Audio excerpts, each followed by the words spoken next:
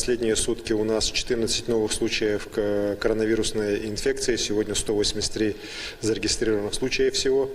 25 выздоровело. Вчера 7 человек у нас было выписано из больниц. Вместе с тем, конечно, очень прискорбно, но двое наших больных скончалось. Это люди пожилого возраста, которые находились последние дни на аппарате искусственной вентиляции легких с многочисленными сопутствующими болезнями. И, к сожалению, вот их возраст, их состояние ускорило их уход. Мы выражаем глубокое соболезнование родным и близким. И, конечно, еще раз я хочу повторить, что надо о старшем поколении заботиться в эти дни, в эти недели, так и, конечно, надо их предохранять от всевозможных контактов с внуками, с соседями, с другими людьми, для того, чтобы максимально их оградить от коронавирусной инфекции, потому что она наиболее опасна для людей старше 65 лет. Вот наши погибшие, это один 66 лет, вторая 85 лет.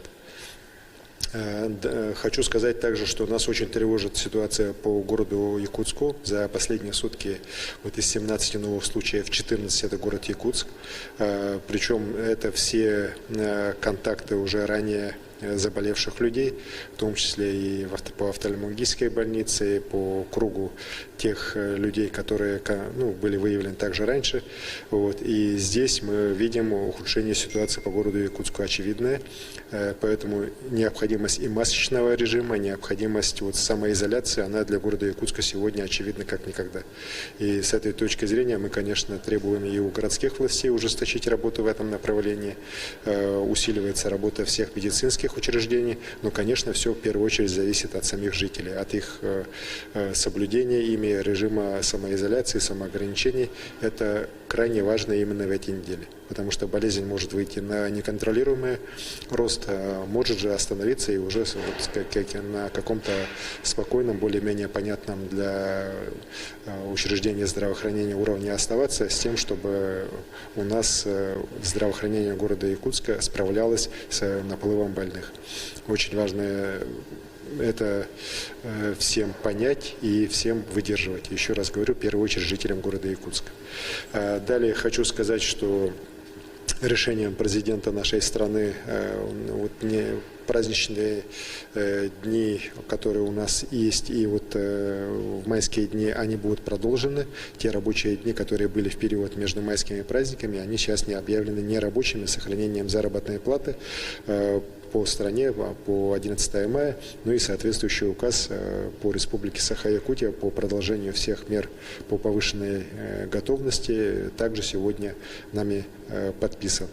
Поэтому здесь, еще раз говорю, нам по 11 мая надо терпеть и обязательно вот этот режим самоизоляции строжайшим образом соблюдать. Ситуация очень непростая, еще раз говорю, многие считают, что коронавирус это в первую очередь где-то там далеко, вот в Москве, в Чаянде, но на самом деле здесь он сегодня по Якутии наибольшую такую опасность представляет сегодня по городу Якутску. По Чаяндинскому нефтегазоконденсатному месторождению мы достаточно серьезную работу провели в течение последних суток с руководством «Газпрома», с руководством подрядных организаций «Газпрома», Роспотребнадзора, при поддержке правительства Российской Федерации, лично Юрия Петровича Трутнева была проведена видеоконференц-связь с руководством и Роспотребнадзора нашей страны. Сейчас согласован и подписан план действий, который в том числе предусматривает уже в ближайшие дни начало вывоза вахтовых рабочих и подрядчиков и самого «Газпрома» здоровых в регионы, откуда их прибытие, с дальнейшим там сохранением их в обсерваторах на 2 недели. Ну а больные тоже будут вывозиться, в том числе в первую очередь в другие регионы Российской Федерации для прохождения ими там медицинского обслуживания. Вот такой план сверстан, согласован сегодня ночью, и мы его уже начинаем реализовывать. Конечно же, очень важно, чтобы на самом месторождении «Газпром» вот в вахтовых поселках своих сохранял порядок, давал возможности структурам Роспотребнадзора, нашим медицинским бригадам, которые работают с больными, проводить свою работу. К сожалению, вот последние дни из-за определенных волнений среди подрядчиков «Газпрома» работа достаточно такая идет урывками.